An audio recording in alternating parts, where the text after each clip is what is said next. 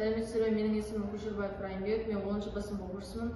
Мен сіздерге таныстырғым келіп тұрған проект бұл гидравликалық машиналарға негізделген гидравликалық көтергіш.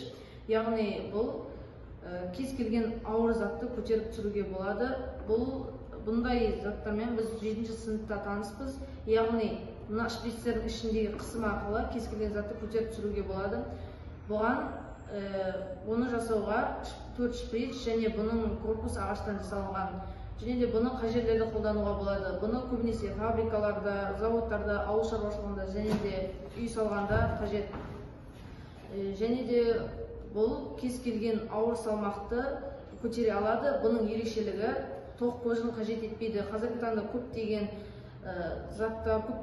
құрал жабдықтардың барлығы тоқ қуатына негізделген, ал бізде бұл шприцтерге негізделген, яғни Паскаль заңын қолданып, қысым арқылы кез келген затты көтеріп түсіруге болады.